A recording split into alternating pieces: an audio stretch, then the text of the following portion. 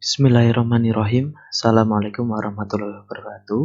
Teman-teman sekalian dimanapun berada, semoga dalam keadaan sehat walafiat.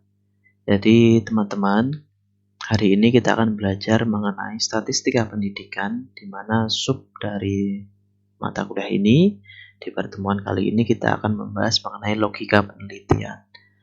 Tapi sebelumnya saya berharap teman-teman melihat atau menonton video ini secara full, mulai dari awal sampai dengan akhir.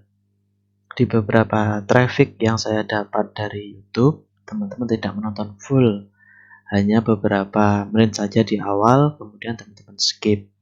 Saya berharap di video ini teman-teman tidak skip, tonton mulai awal sampai akhir. Karena kalau tidak teman-teman lihat dari awal sampai akhir, teman-teman akan kehilangan beberapa materi yang mungkin sangat penting bagi penelitian nanti teman-teman. Oke, kita lanjut belajar hari ini.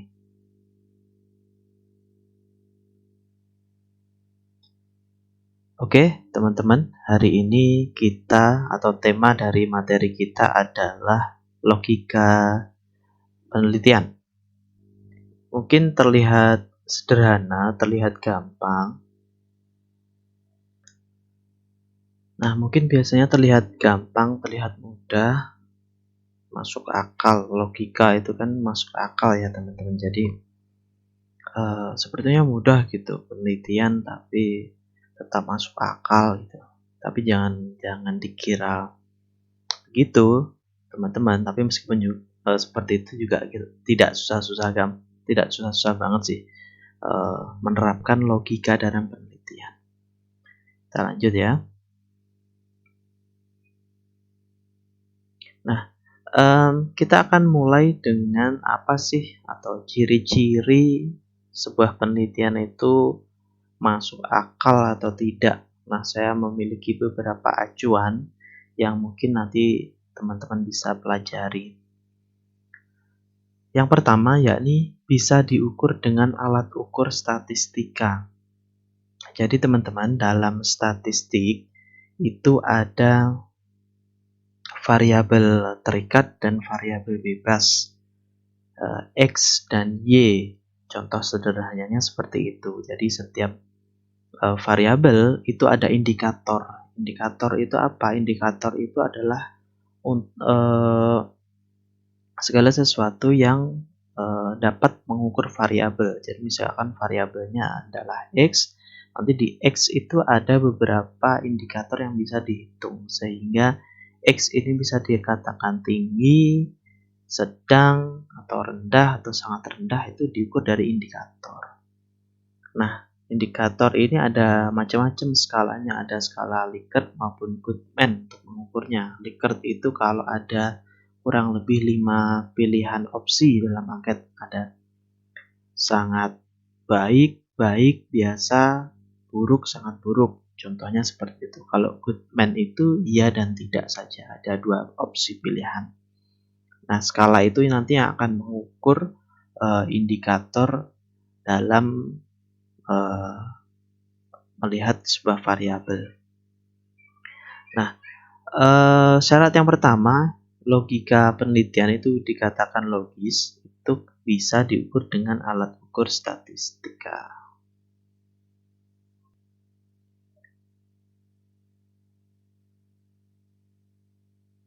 Nah, kemudian teman-teman, alat ukur statistik ini bisa diukur ketika data yang teman-teman input itu adalah data-data yang berupa angka-angka atau data-data kuantitatif.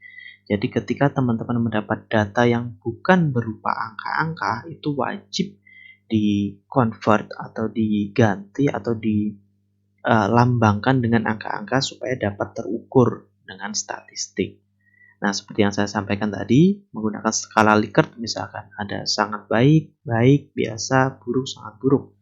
Sangat buruk dilambangkan dengan angka 1, sangat baik dilambangkan dengan angka 5. Nah, convert seperti itu yang saya maksudkan. Nah, makanya syarat untuk sebuah penelitian itu dikatakan masuk akal adalah ketika variabelnya bisa diukur.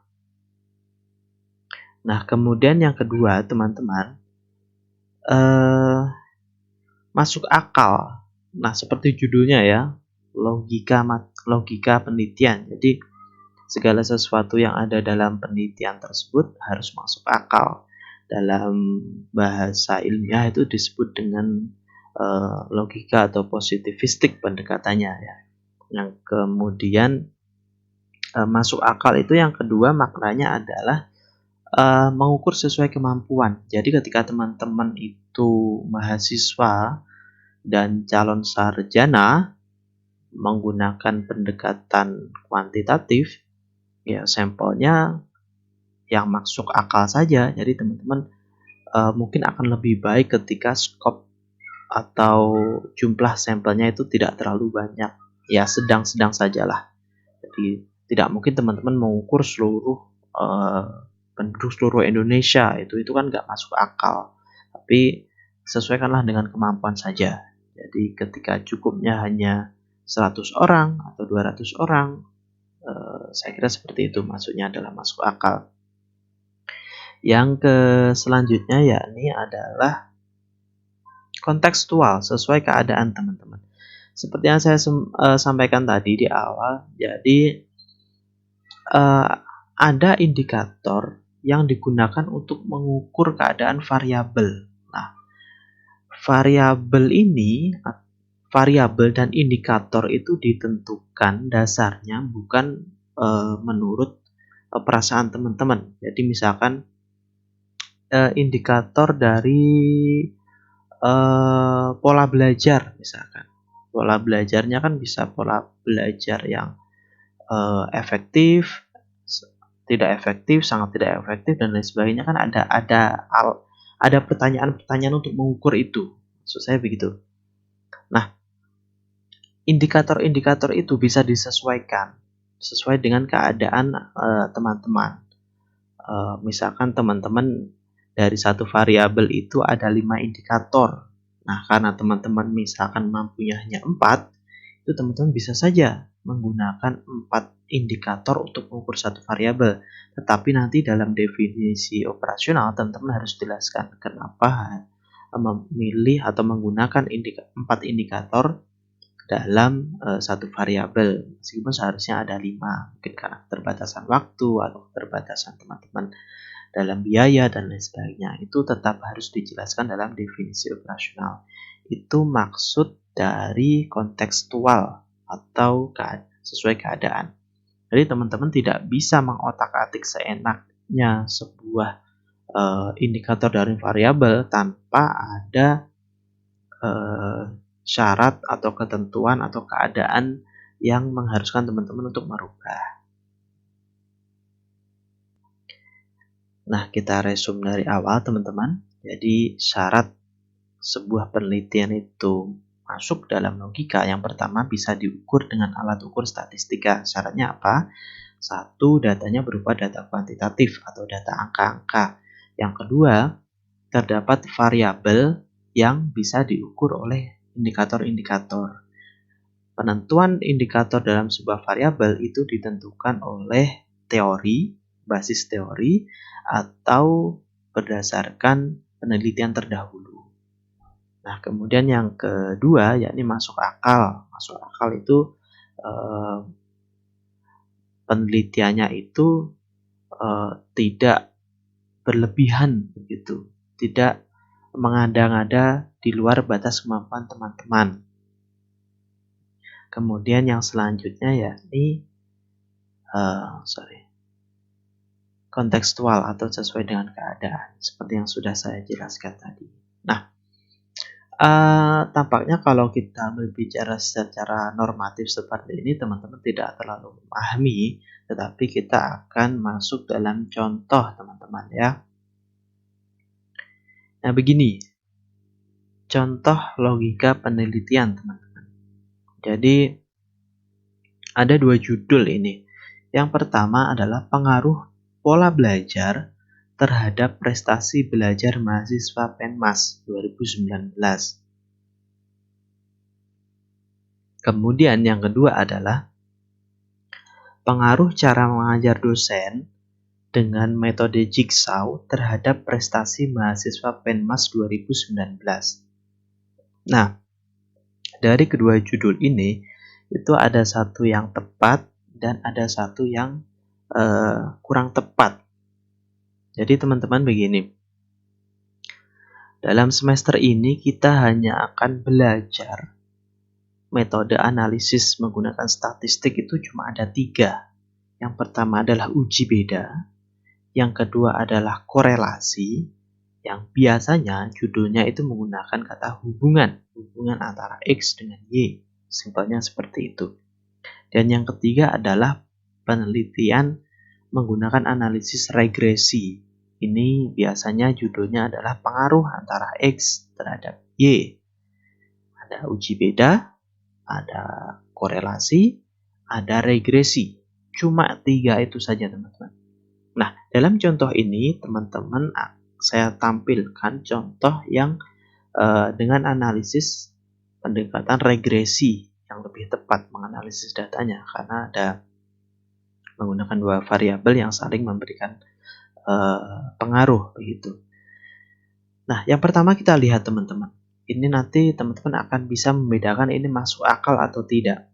Yang pertama adalah pengaruh pola belajar terhadap prestasi belajar mahasiswa Penmas 2019. Ada 2 variabel. Variabel X, yakni pola belajar, dan variabel Y, prestasi belajar. Subjeknya siapa teman-teman? Atau siapa yang diberikan angket? Nah, ini kan jelas. Yang diberikan angket adalah mahasiswa Penmas 2019. Variabelnya jelas, pola belajar, dan prestasi belajar. Indikatornya nanti bisa teman-teman cari sendiri dalam teori maupun penelitian terdahulu. Yang intinya nanti mengukur pola belajarnya ini misalkan sangat teratur, biasa, tidak teratur, atau sangat tidak teratur. Contohnya seperti itu. Dan prestasi belajarnya bisa prestasi belajarnya sangat tinggi, rata-rata, rendah, atau sangat rendah. Jadi ini nanti angketnya akan diberikan kepada mahasiswa Penmas 2019. Nanti akan ada pertanyaan mengenai pola belajar yang nanti pertanyaan selanjutnya yakni mengenai prestasi belajar. 2 variabel itu kan mungkin akan banyak indikator yang saya sampaikan seperti tadi ya. Jadi di sini nanti teman-teman di pola belajar itu nanti ada indikator, di prestasi belajar juga ada indikator yang mengukur seberapa teratur pola belajarnya atau seberapa efektif pola belajarnya dan seberapa tinggi prestasi belajarnya. Hipotesis penelitian yang akan kita capai nanti pada akhirnya adalah terdapat pengaruh yang positif dan signifikan pola belajar terhadap prestasi belajar, di mana semakin teratur pola belajar, semakin tinggi pula prestasi belajar. Nah, kesimpulannya nanti kurang lebih seperti itu di akhir. Hipotesisnya juga seperti itu nanti, kurang lebih seperti itu. Jika ini nanti memberikan pengaruh yang positif dan signifikan. Itu ada contoh yang tepat dianalisis dengan pendekatan atau analisis dengan regresi. Kita lihat yang kedua teman-teman. Pengaruh cara mengajar dosen dengan metode Jigsaw terhadap prestasi mahasiswa Penmas 2019 mungkin terlihat benar-benar saja atau terlihat pas-pas saja, masuk akal saja. Tapi perhatikan teman-teman. Ketika ada variabel X, yakni cara mengajar dosen, dan variabel Y-nya adalah prestasi mahasiswa, apakah tepat dianalisis dengan regresi? Jawabannya adalah kurang tepat. Karena apa? Ada 2 subjek di sini. 1 dosen, 1 mahasiswa. Angketnya yang diberikan pada siapa nantinya? Misalkan angketnya diberikan kepada mahasiswa. Nah, ketika angketnya diberikan mahasiswa, pertanyaan untuk mengukur variabel X atau mengajar dosen, ini kan nanti pertanyaan ini harusnya diberikan pada dosen, bukan mahasiswa. Efektivitas mengajar dosen itu tidak bisa diberikan pertanyaannya kepada mahasiswa. Karena apa? Karena efektif atau tidak nanti yang menentukan bukan mahasiswa.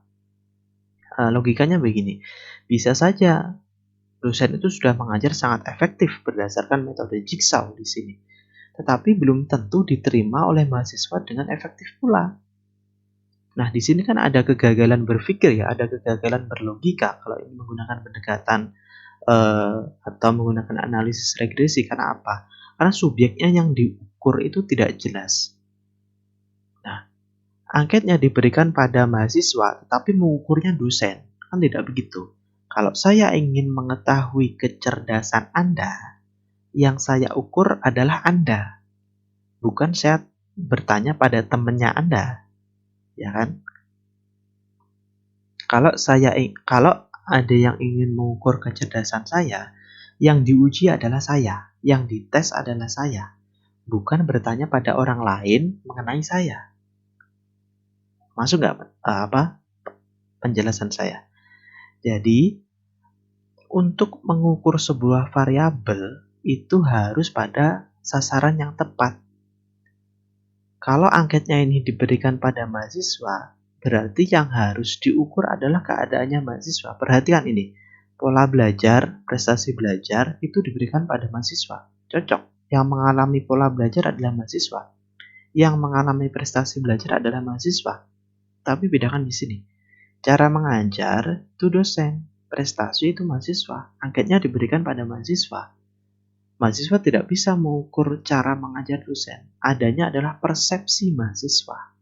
Mahasiswa ini dosen ini mengajar baik atau enggak, itu kan kalau angketnya diberikan pada mahasiswa, itu akan jadi persepsi saja, bagus atau tidaknya. Nah, kegagalan berlogika di judul yang kedua itu seperti ini. Ini sering sekali saya lihat beberapa jurnal penelitian itu meskipun sudah publish di jurnal itu menggunakan kegagalan berpikir seperti ini. Ini kalaupun bisa dianalisis menggunakan statistik, pendekatannya bukan regresi, tetapi adalah eksperimen. Jadi nanti misalkan pengaruh cara mengajar dosen terhadap prestasi mahasiswa. Jadi nanti ada dua kelas. Kelas Penmas 2019A, 2019B. Terus kemudian nanti dibandingkan. Yang satu dikasih metode jigsaw, yang satu tidak. Nanti dibandingkan. Nah, itu penjelasan untuk statistika menggunakan eksperimen. Tetapi kalau pendekatan regresi ini tidak bisa masuk. Karena angketnya yang diberikan adalah mahasiswa, bukan dosen. Untuk konteks ini ya. Jadi ketika nanti teman-teman membuat sebuah judul, pastikan variabel X maupun Y ini diukur oleh satu pihak. Pola belajar, prestasi belajar, semuanya dialami oleh mahasiswa. Tapi kalau cara mengajar dan prestasi, ini satu dosen, satu mahasiswa. Gak bisa diukur oleh salah satu pihak saja. Begitu. Semoga teman-teman memahami ya. Jadi kalau teman-teman kurang memahami, teman-teman bisa ulang lagi beberapa. Sekali lagi saya jelaskan. Ketika menggunakan analisis regresi, teman-teman, antara variabel X dengan variabel Y atau variabel bebas dengan variabel terikat istilahnya ya, itu harus subjek penelitiannya adalah satu pihak. Tidak boleh banyak orang atau tidak boleh beberapa pihak. Kalau ini kan ada dua pihak, ada dosen, ada mahasiswa. Kalau di sini kan mahasiswa semuanya. Nah, kayak begitu. Simpelnya seperti itu. Berlogika meskipun terdengar gampang, tetapi tidak segampang itu. Meskipun ya tidak susah-susah banget sebenarnya, tapi butuh latihan. Nah, saya berharap teman-teman memahami penjelasan saya. Sekali lagi, variabel bebas dan variabel terikat. Variabel bebas itu yang ada di X, variabel terikatnya ada di Y. Contoh ya, bisa saja nih variabelnya ada banyak, ada X, Y, Z misalnya. Tapi ini sebagai contoh sederhananya saya menggunakan dua variabel saja. Variabel X atau variabel bebas dan variabel Y atau variabel terikat. Dua-duanya harus mengukur satu pihak. pola belajar diukur oleh mahasiswa. Jadi ketika angketnya diberikan, teman-teman itu bisa mengukur pola belajarnya, bisa mengukur prestasinya. Siapa? Mahasiswa. Tapi kalau ini, cara mengajar dosen tidak bisa diberikan pada mahasiswa. Prestasi belajar bisa diukur oleh mahasiswa, tapi cara mengajar dosen tidak bisa diberikan angketnya pada mahasiswa. Dan tidak pas juga kalau diberikan pada dosen, karena nanti mengukur siapa begitu di sini, dosen atau mahasiswa. Simpelnya seperti itu. Saya berharap teman-teman bisa memahami apa yang saya jelaskan ini, karena ini sangat fundamental sekali, sangat basic sekali. Nah, selanjutnya teman-teman, di awal saya berikan beberapa materi ya di kontrak kuliah. Pas awal pertemuan saya akan mengajari ini dan sebagainya. Saya pikir begini teman-teman, saya tidak ingin teman-teman hanya memahami materi yang saya berikan, tetapi tidak ada produk yang dihasilkan. Dan produk yang dihasilkan tentu saja tidak bisa instan, tetapi juga dalam ada beberapa tahap yang teman-teman harus lalui. Jadi maksud saya begini, teman-teman, setiap ada materi yang saya berikan, teman-teman itu memiliki data atau memiliki basis data yang sudah teman-teman cari. Jadi nanti sambil belajar materi, teman-teman juga langsung mempraktekkan.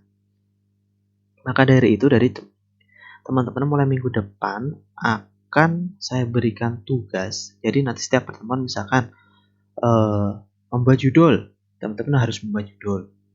Minggu depannya lagi teman-teman belajar mengenai